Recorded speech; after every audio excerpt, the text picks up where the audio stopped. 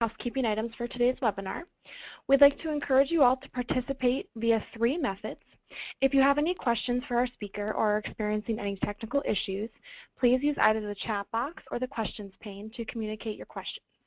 Periodically throughout the presentation, we will stop and ask for questions, at which time I will read aloud any questions that have been submitted. Again, you can submit questions via the comment or questions box. Throughout the webinar, all participants will be on mute. If for any reason you would like to be unmuted, please click the Raise Your Hand request and unmute your personal phone or mic. I, as the organizer, will then unmute you so that you can speak directly onto the webinar. You are able to collapse and expand the GoToWebinar panel via the arrow button should you choose. 1 hour following the webinar, you will receive the Evaluation and Continuing Education Request information.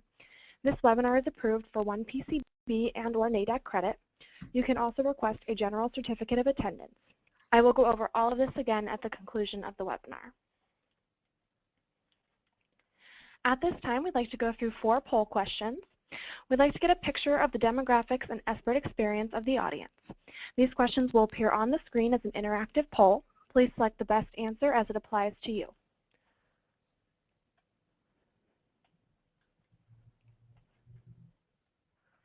Our first question is, what is your current professional role?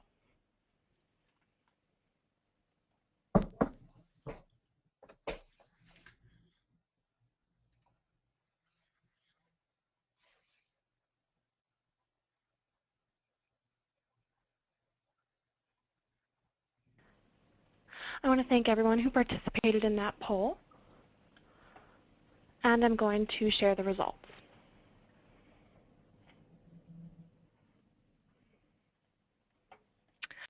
Our second question is, what field do you represent? Mental health, addictions, physical health, education, or EAP?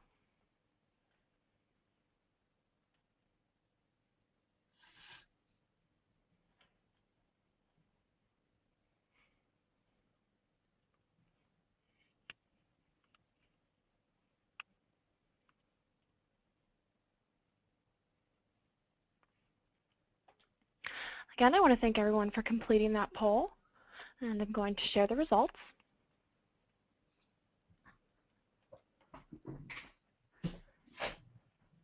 Our third question is, do you conduct SBIRT interventions?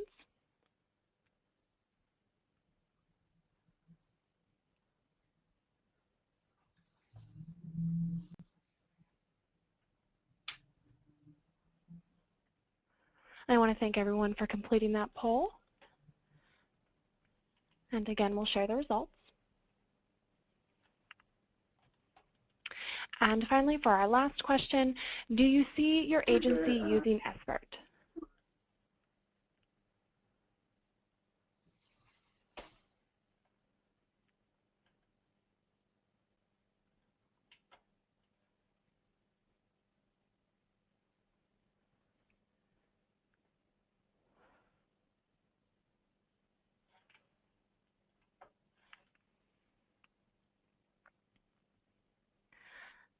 I want to thank everyone for completing all of our polls today. I'm going to share the last result.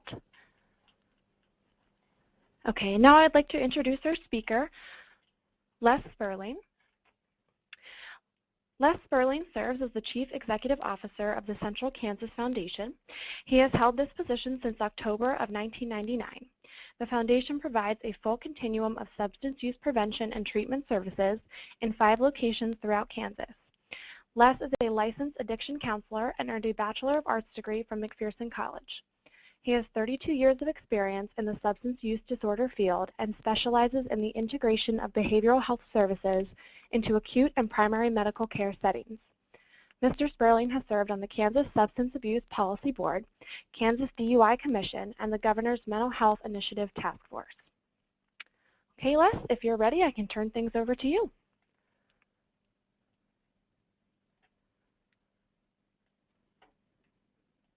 Okay, thank you very much, Sarah. Good afternoon, everyone, or good day, I should say. I'm very honored to be here today. Just 1 second while I get my screen up. I'm very happy to be here today you'll have to excuse my Barry White type voice. I've had a bout of walking pneumonia, so I'm much better, but a little gravelly in the voice. Wanted to spend a little bit of time just the frame of reference, the direction we're coming from, and see if that applies to some of you. Our organization is a community-based, primarily substance use disorder organization. We do have qualified mental health professionals on staff, but our main strategic focus has been to use screening and intervention and referral to treatment, or SBIRT, to aggressively integrate our services with primary and acute health care, with really a significant emphasis on the acute healthcare environment. We've been involved with this for about 7 years, and so I'm sure we all have lots of lessons learned, and I'll be talking a little bit about those. I'm certainly not an expert on electronic records, but we've had significant experience trying to work with multiple agencies and multiple records, and we'll share a little bit of our experience in that regard. We have formed a network based on SBIRT and integration with the people and the organizations that you see on this screen. Basically of 2 acute care facilities representing about 100,000 emergency presentations per year, a FQHC primary care organization, and then we do have a network of about 8 substance use disorder providers who, by virtue of our work that we have been doing in the acute care environment, have agreed to informally join our network so that we can really place a big emphasis on the referral to treatment part of SBIRT, which is certainly indicated out of those acute care settings. Those providers have a little bit of a unique perspective in that we set the bar fairly high when we first began, asking those providers to offer same-day admissions 7 days a week, that they fully support medication-assisted treatment, and that they are willing to participate in warm handoffs. And by that we mean that they are willing to come to the hospital or come to the primary care center physically and meet patients and help arrange their admission or transfer. So that has been a very, very effective way to go about that. I don't know about you, but this is me on most days. We've been trying to do SBIRT and doing it effectively for a number of years, but certainly there are a number of barriers. I frequently tell people that when I started researching this and implementing this, I spent an entire year of my bedtime reading, going over CMS circulars. I fell asleep very quickly, and I honestly can still tell you that I don't understand how hospitals get paid yet, but I'm making a little bit of progress. Really want to just touch on 3 things today. 1, giving you this context of the work that we've done. 2, the role that workflow mapping and EHR or EMR mapping has played in our ability to integrate, and then the really robust data that we are able to get out of electronic records that helps us, A, prove the effectiveness of the work that we do, and B, to really go after more business and use that data to apply to other new facilities. I was fortunate to be trained in rational emotive therapy and cognitive behavioral therapy, so I just want to start with a couple of beliefs that caused us a lot of grief, and I'm sure many of you have had the same thing. Our initial approach was that these records would interface with each other, and we would be able to have an elegant solution to our documentation needs and our billing needs. We actually spent a great deal of time initially visiting with electronic record companies, talking about those possibilities, and it really wasn't that those companies did not want to participate in this. It was just not possible for us at all to build that interface. I'm still hopeful that one day we will be able to do that. The other part, as I'm sure you've discovered with the majority of you actually providing those services now, is that the workflow mapping and the understanding of each different system is critically important. And obviously what we found out and even applied to ourselves is that many people working in these medical environments really don't understand their complete workflow themselves. So that process of sitting down and understanding that workflow as it applies to the clinical feature, but also as it applies to the back of the house with documentation and billing is critically important. And our experience has certainly been that behavioral health codes are not viewed the same as medical codes. A little bit of background: in Kansas, we had a significant advocacy effort to insert SBIRT codes into our Medicaid plan. We were successful. It took a long time to do that, and we were able to get those codes on both the medical and the behavioral health side. We do have managed care organizations managing our Medicaid, 3 of them. Actually 4 if you include the federal block grant for substance use disorder.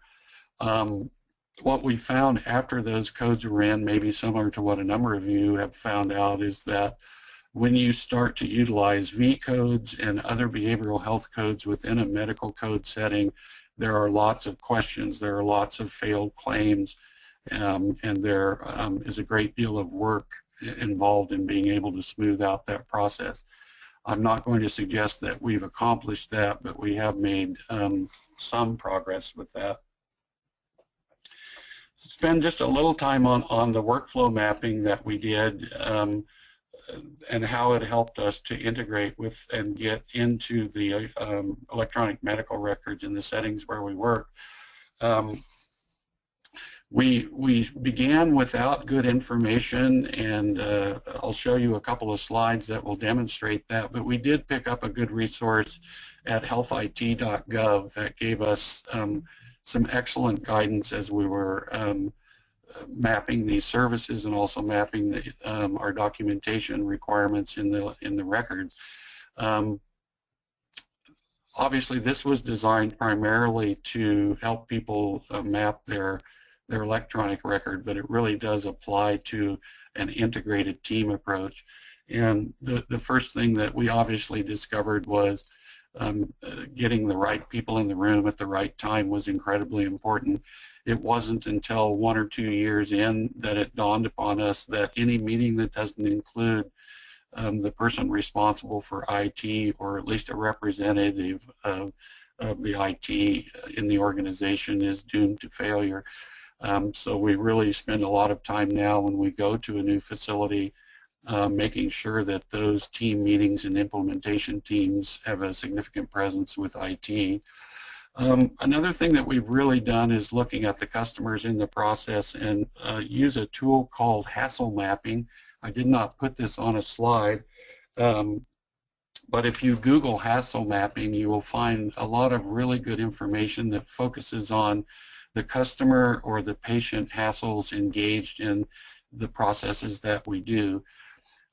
We found that to be incredibly valuable as we tried to work out the differences in integration with electronic health records and clinical processes, but we found some things in those as-is processes that were very revealing and improved patient care and efficiency as a result of paying a lot of attention to the hassles that not only practitioners and SUD staff, but the patients who actually walk through the door, and we found that to be very valuable.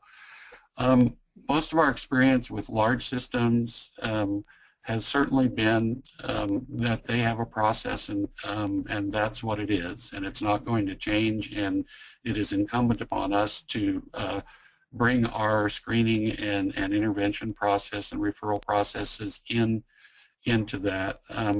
Honestly, when we first began, we had zero access to the medical record at our acute care facilities and our primary care facilities. Many of you have probably experienced this. There was a great deal of concern related to what we would document, how we would document, and where we would document in any electronic record. At the outset, we maintained two completely separate records, and it actually had two operating electronic health records that we would do a paper progress note and insert into that, scan into that electronic file. And so it was not actually, the information was not readily available to practitioners when people would come in for appointments or re-present to the ED. I'm happy to say that we have moved past that and are now as integrated into those records in the settings as we possibly can be, and I'll talk a little bit more about that. We were able to make some progress with how we want it to be once the value of SUD services and the critical outcome of practitioners seeing patients improve as a result of our interventions. Obviously, when doctors see a patient improve, they are very interested in what we are doing, and those outcomes that we were able to track and do that certainly brought them to the table to do more work on the integration of documentation and information. This is a proverbial dinner napkin when we first tried to get Medicaid codes in. I'm not asking you to try to read it. What I wanted to point out is that within this little flow chart, there are 11 different electronic records. There are many, many different acronyms of agencies that their documentation needs on many levels had to be met in order for us to move the electronic record forward. And so just put this up there to reiterate how complicated these efforts can be in trying to map out all the services and all the benchmarks that we need to meet to be able to do what we need to do. This was a particular issue with a federally qualified health center which presented some additional challenges, and at that point in time the codes had just been approved and we were trying to figure out how to get paid, and this is some of the work that we did. I realize these are hard to read, but maybe you can see some of it. This is a better product, obviously, as a result of committee meetings within acute care facilities to not only determine the workflow upon ED presentation, but also how the electronic record really drives alerting us about when our services are needed and how we are going to go about the business of delivering that service. I'm sure that you've all done this at every organization that you've worked with, and they're all unique. This one just represents, in one particular hospital with 700 beds, you'll see on the bottom box where it says CKF staff, that's our staff, document findings. So, and plan disposition, and all of this is coming out of the electronic health record, which we now have access to do that documentation and engage in that planning with the medical team, and so that becomes a part of the record and actually prints out for the patient with their planning, and that was a great success that we were able to get it accomplished. The next slide really looks at, we have a behavioral health response team, which I'll talk about a little bit later, but this is the process map. As you understand, this is about 6 months worth of work condensed into one diagram. This particular team is generated out of the health record whenever there's any behavioral health issue, and the team members meet in real time in the emergency department to be able to go through these processes and make a good plan. Again, every step of the way is documented in the health record so that we can look at that data over time, and we're tracking a lot of different rich data in the record, including comorbidity and each diagnosis upon presentation. And the reporting functions in this particular record are very robust, so that we meet regularly, monthly, with a team to review those reports and build those reports even further, so that we're getting the information that we need. I'm going to veer a little bit from the standard SBIRT conversation, because our iterations of SBIRT have been highly dependent upon different populations that we are serving, and we have adapted the screening and intervention and referral to treatment processes to these different populations, and they actually appear in the electronic record differently, and different information is collected. I understand that the primary intent of SBIRT is to identify those persons who have not become dependent, but in our work we really saw a great opportunity in the acute care environment, as the recognition of the impact of substance disorder on healthcare costs and patient suffering has continued to increase. We are able to adapt our flows and our workflows to really specify a particular population that we want to target.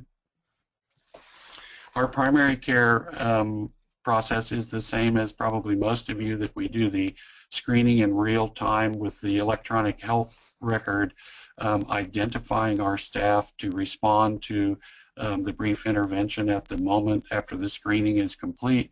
That electronic record notifies our staff, and they are then, at the behest of the practitioner, brought into the room either right away or after the primary care is delivered, so that we can do that in real time.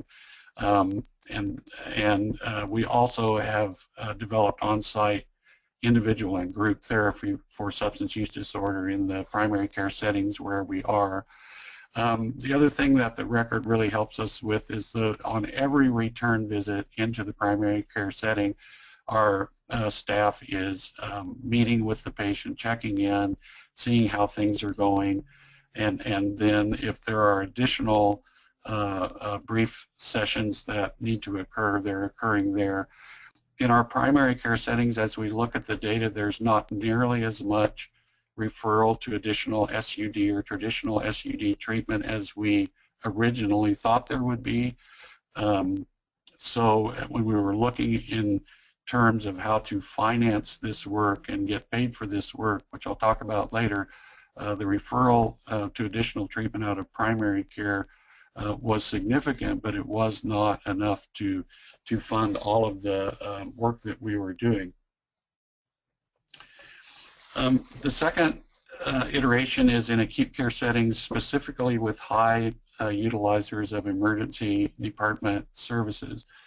Again, the electronic record triggers after the screen is positive. Obviously, in some of these settings with high utilizers and high recidivism, we're talking about people that are certainly dependent, that are chronically addicted, and that we know right away when they come into that setting that the screening is much less important than the engagement piece.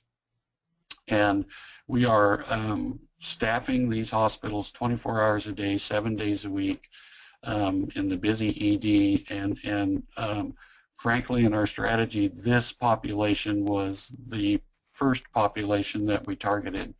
It certainly is one that you can make a difference with, and we had to adapt our SBIRT processes because the engagement piece on these people was a lot different than a brief intervention. It really started to roll into a primary case management role, where we were, our goal was to really cut back the amount of time that these patients were actively in the ED, with a huge emphasis on getting them immediate placement. As we looked at the data in all these settings, 43% of our referrals out of this high utilizer group were to a detoxification setting. So that involved arranging transportation and really changing the scope of the SBIRT practitioner to be more of a care management role.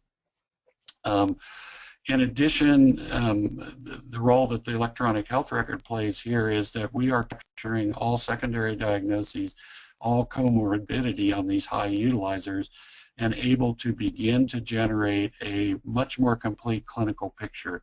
And as we have shared this data generated out of the record with ED personnel, it has become very, very helpful in the discharge planning. And as you'll see later in outcomes out of the electronic record, we're making a significant difference in recidivism rates. And that, of course, is good for everyone. And we're also able to track through a combination of the electronic record and the health information network engagement in treatment, successful completion of treatment, and the impact that that has on recidivism. So the process has been very helpful. Prior to having the electronic record data, it was a best guess about what impact we were really having. And this data also allows us to put a dollar figure on certainly charges that are incurred or not incurred due to recidivism, and now finally looking at the actual cost that is being saved, or the cost avoidance, which is becoming a more and more real number. And I think all of you involved in SBIRT have had the hopes, at least if you've worked in an acute care setting and even primary care, that will these efforts will result in lower utilization and better health over the long term. And we're starting to see some data that suggests that. In addition to the recidivism and the chronically addicted, we also roll this staff that's in the hospital up into med-surg, where the screening continues in the electronic record there. And then we do brief interventions during the length of stay, and also work with the hospitalists on a day-to-day basis, making rounds with them, and engage the family and support system to a high degree. Obviously, in the medical surgical setting, when someone is admitted, it's rarely addiction as a primary diagnosis or acute withdrawal as a primary diagnosis. In our first experience, we looked at a smaller hospital with 300 beds that said we only have 250 admissions annually for acute alcohol withdrawal.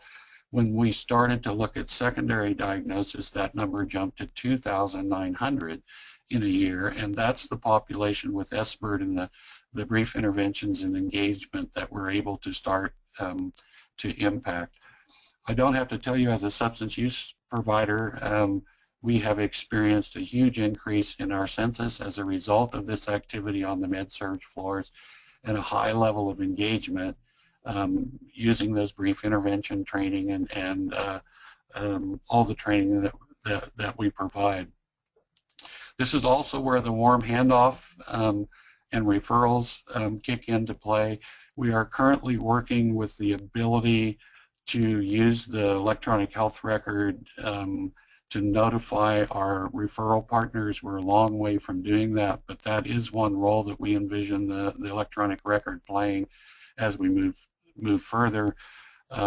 Also looking at patient portals and the other tools that are available to us to enhance that communication electronically with the people that we serve.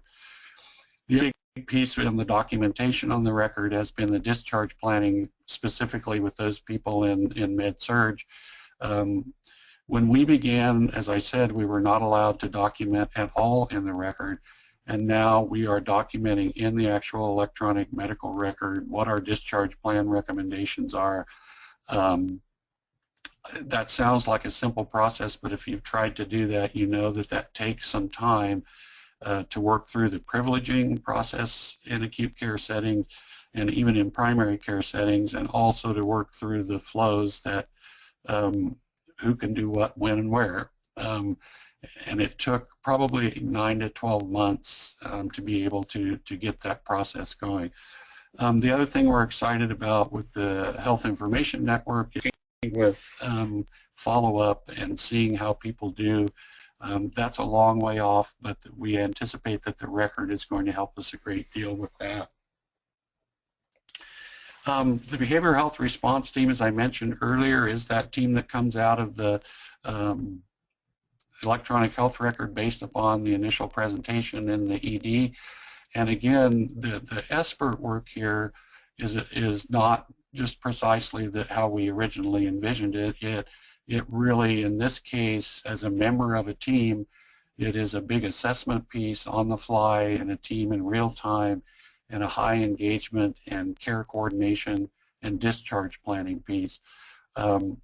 All of which, obviously, since it's in the record now, helps us to track these people and improve the care as we move forward. I want to visit just a little bit about SBIRT reimbursement, and I'm going to sum it up with one slide. I don't know about you guys, but I find this particular slide very, very relaxing and have put it on my computer so that, and have found myself watching it for several minutes. I don't know what it is that relaxes me other than this nondescript person who doesn't suffer any ill consequences from beating their head against the wall. But in a nutshell, I think you've all shared the same experience that obtaining reimbursement for our services around screening and brief intervention continues to be a significant challenge. We have had some success, but it still is a challenge. The way we've approached that is to change the model and our reimbursement model. And the way we've gone about it is based on our belief that SUD interventions and screening are valuable to the medical field. We believe and we have experienced that these organizations will contract with us to put our expertise into their environment if we can build that relationship, if we have the data to support from the electronic record and other sources, and most importantly, if we perform and change the dynamic of how these patients are presenting.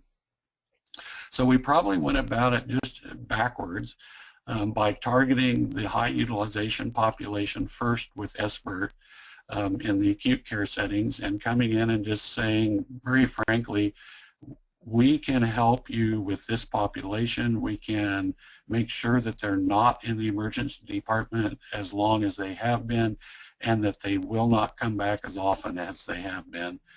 And that purchases a great deal of goodwill with the practitioners. I am sometimes too blunt in my assessment. It would be my preference in the long term that we have a highly skilled group of physicians and practitioners that are aware of addiction and integrate that practice into their work every day. I think from our view, our success is based on that. We own that expertise right now, and they're happy to let us take over management and of those patients. And it has proved to be very, very successful in that regard. This is a screenshot. As I mentioned, within that network that we've built, there are 11 different electronic records that are utilized. This screenshot, and I need to make sure and tell you that the Kimberly S that's up at the top is our staff. It's not, there's no patient information on here. But you can see from looking at this how we've integrated this into the record, into the screen. This is the flow that is used in this particular, this is our major hospital, the 700-bed hospital. And you can see that we also have the follow-up information. All this information is being captured.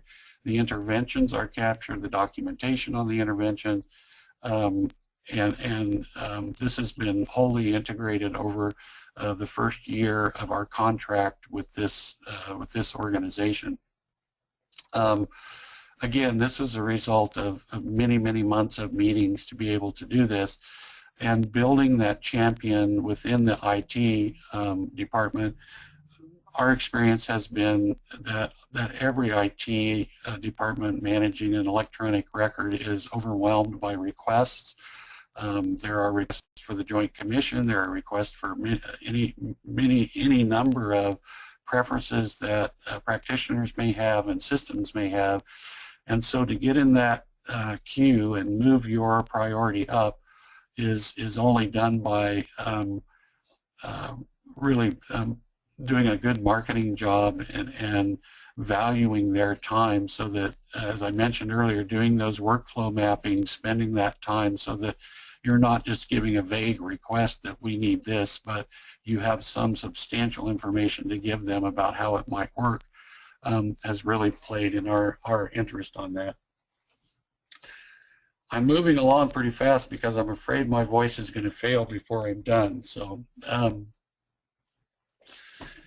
when it comes to billing, you're all very familiar with this and all these codes. I think we had a great deal of difficulty, as I mentioned, with the V codes because they don't have a diagnosis on it, and we spent several 2 or 3 months working with the managed care organizations, the single state authority, and our partners to get that resolved. In a very brief example, it was just V codes were not accepted.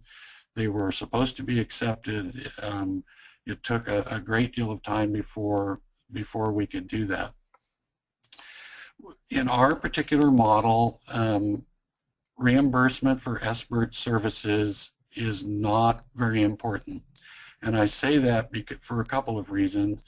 One, the revenue produced when you look at acute care facilities and even primary care facilities, our reimbursement rates are really capped in our Medicaid plan at basically $396 per patient per year is the maximum if you get the 4 interventions and the screening. When acute care facilities begin to look at our billings, they are so minuscule in terms of revenue that they sometimes are not interested. We are able to bill, but it is of very little importance to them. When we are able to contract for and cover our labor costs to be in the hospital, then that billing obviously, and in the FQHC, that billing becomes much less important. And if we can produce the outcomes with the different populations, then from a treatment provider perspective, those referrals to treatment more than make up for any reimbursement that we would receive from SBIRT. As this develops, I still think there's a role in other settings such as health departments, schools, those kind of things for SBIRT reimbursement. But I'll be honest, as we move forward, it is the actual billing codes for it become less and less important in the settings we're working with. I wanted to bring up, and I'm not trying to be all negative about it, but if you've not heard of alcohol exclusion law and the UPPL, this is a list of states that still have these statutes on the books. The UPPL was written back in the 40s or 50s, and it allows insurance companies to not pay for trauma care and emergency care if alcohol and drugs are involved in the case. I will tell you that we've had very few incidents of this occurring, but we did have one that scared the acute care facility so much that they shut down billing for SBIRT immediately. We've since been able to reinstate that. As I visit with Blue Cross Blue Shield and some of the major payers in our state, they have no interest in pursuing this. I think this is a national as well as a state issue. The National Association of Insurance Commissioners has come out with a platform wanting to repeal these laws nationwide. I just bring it up in this presentation so that you're aware of it if you're not already, and that perhaps we can mount certainly on a statewide level and even hopefully on a national level to get these antique laws off the books, because they can adversely impact SBIRT reimbursement as we move forward. I wanted to share with you a little bit of the data, some of the fruit from the tree of the electronic record that we've been able to generate. This will give you an idea in an acute care setting. As again, all of this comes from the electronic record, where we are really able to make the case that we are reducing recidivism in the ED as a result of our SBIRT services. And you can, this is a small sample. It's a small time frame, but I honestly had a meeting with the hospital leadership just last week, and they were very, very impressed with the data that we're able to get, and really ensures more contracts to come. They're very pleased with the outcomes. This particular slide shows that we're trying to distinguish between the people who actually are referred to treatment and engage in services and those people who do not engage in services and the outcome. And on that bottom slide of the people who completed services and who didn't complete services, you can see the really early data shows a huge difference in not only the number of visits post-treatment, but if patients don't complete those services, they come back more often. This reporting function, again, was a result of working with a committee within the hospital to build these reports out of their electronic record, and was a very worthwhile process. Again, it's a standing committee that meets regularly to accomplish this work. Knowing payer information, and this is a result, again, of the electronic record. It's very helpful to look that 48, the apps on there, that's our federal block grant people, basically our uninsured population, very prevalent. But it does help us to take a look and be able to talk to the Medicaid MCOs, that we are really 24% of those people that we're seeing in the ED are their patients, and trying to coordinate care and communicate that care with their case managers and everything else is a big endeavor. So this, again, data has helped us to analyze the work we're doing and to make our case of cost savings to different payers based on our, I'm still calling them our SBIRT activities, that at least gets us in the door to do that. And this is a really big data that we've been very happy to share, and you can really see this is that chronically addicted population, the high utilizer population, very, very significant decreases in their utilization of the emergency room based on our screening and interventions, and real emphasis on referral to treatment. Prior to having the electronic record capture this data, it was anecdotal at best, and we, the hospital research department has agreed to pursue a formal study, hoping to be published, to make that connection between the activities, the SUD activities that we are engaging in, and the outcomes to see the completion of treatment and engagement in treatment. So in a real sense, as I've said, we've really put a lot of emphasis on that referral to treatment for these different populations. I may be running out of voice, and I may have been running out of slides. So let's see here. Yes, I actually have. I'm happy to entertain any questions. I'm sorry I went through this so very, very quickly, but I, again, appreciate the opportunity to visit with you. Well, thank you very much, Les. I do have a comment here and then a question for you. The first question is, how many EHRs does the CKF work with? I'm going to have to add them up in my head. Just under 20.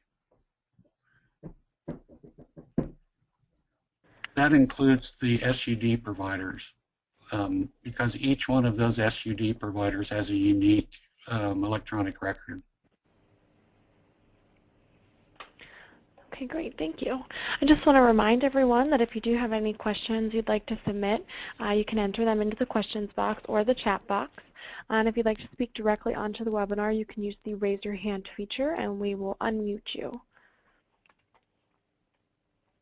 I just want to read two comments here for you. One comment was that you had an excellent presentation and that you have great passion for this entire process.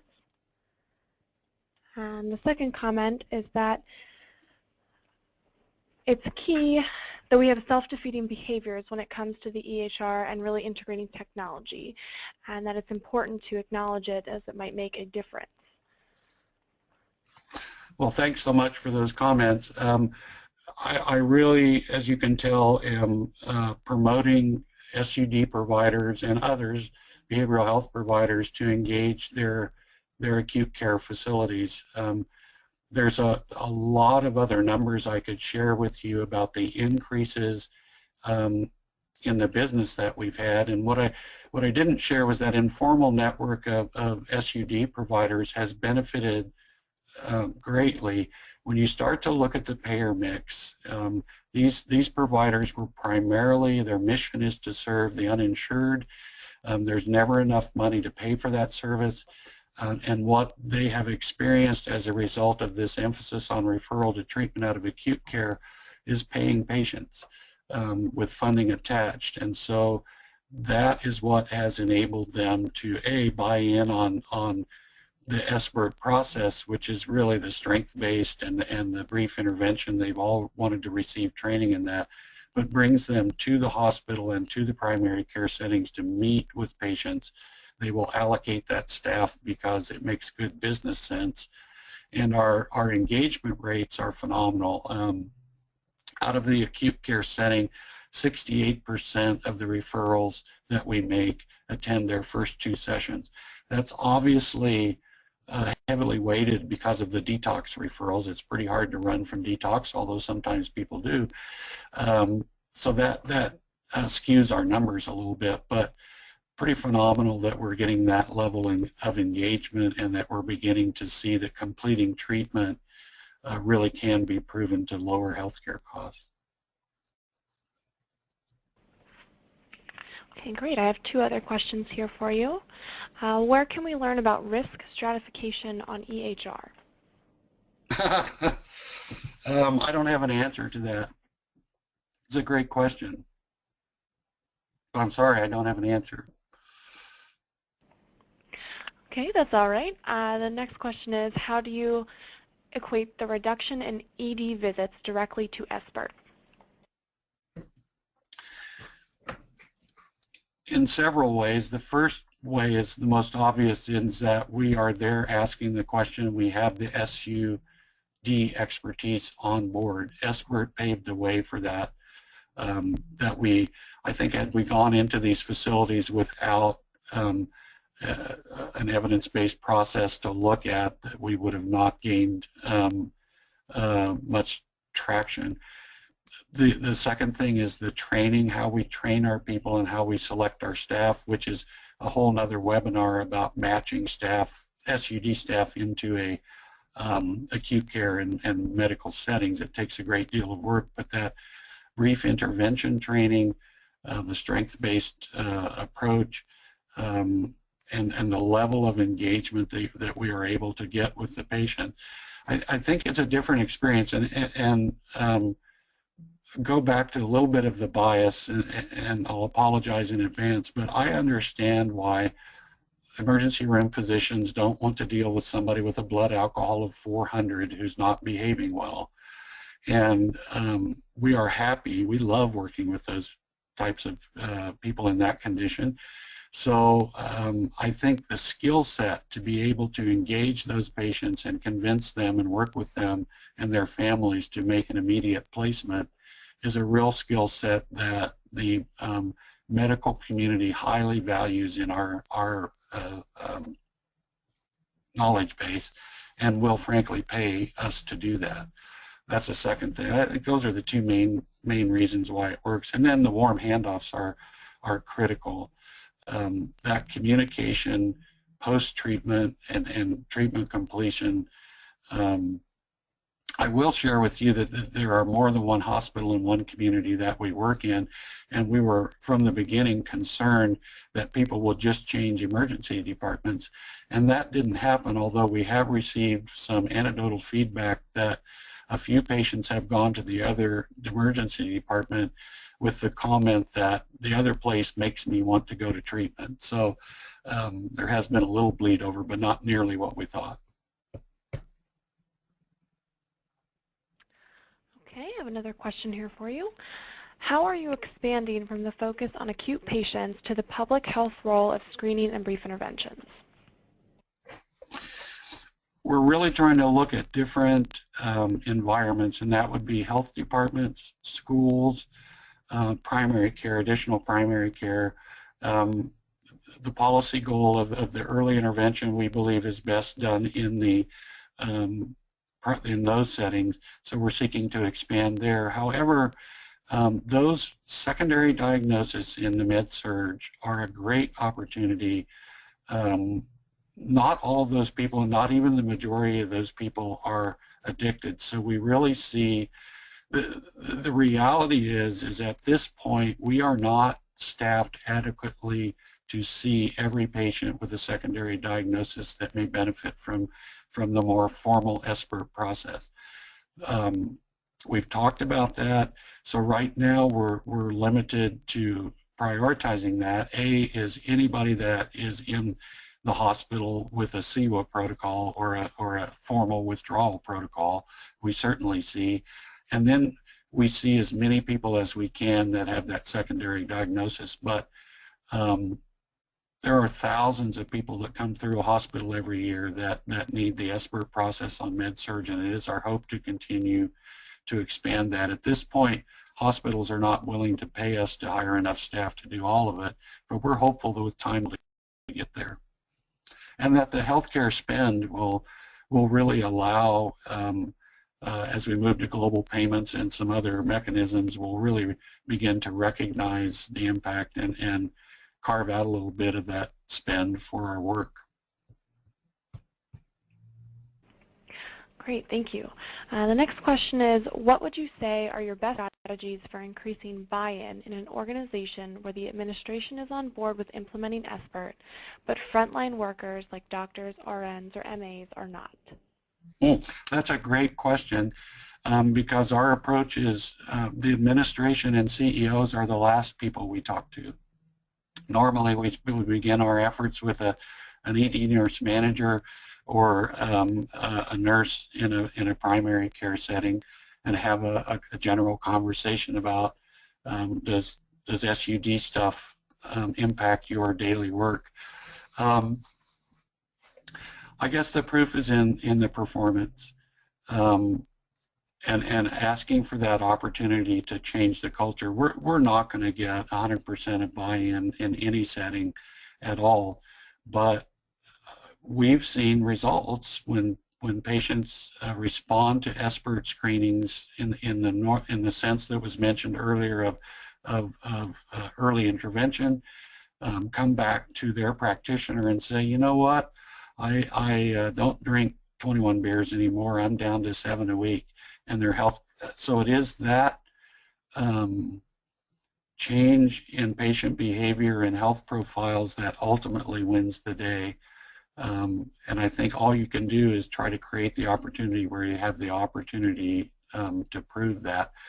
And selfishly, as I said, by beginning to work with those people who are suffering very greatly from addictive disease and helping them mitigate those situations first before we try to work on the preventative side, that purchases even more goodwill and more outcome. If the person asking that question, I have a whole lot of information about the approach that we've taken that I'd be happy to send you the strategy that we use. Sure, we can connect you via email after the webinar. Okay. Next question is, how many hospital systems do you work with? We currently work actively in 3 acute care hospitals. We have relationships with 23 smaller hospitals that are critical access hospitals. We are exploring with them telemedicine utilization because these are the 25-bed hospitals that are required to have an emergency department, and they're in trouble. Certainly they're in trouble in Kansas because we have not expanded Medicaid. But we're looking at and talking to new hospitals every week that are interested in this. Great. We have another comment here.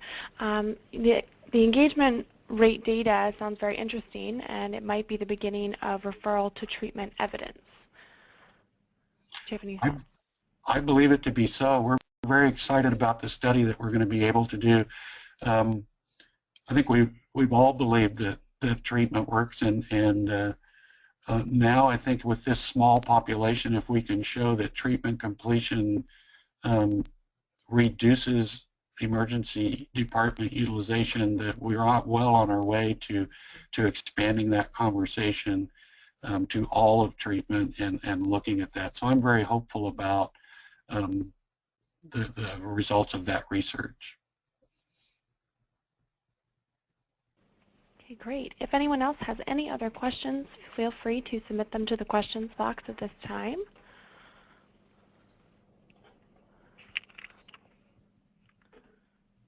And I think with that, we're going to wrap up a little bit early. If anyone doesn't have any last-minute questions, you can feel free to email them to info@ireta.org, and we will send them to Les and then provide the responses via email.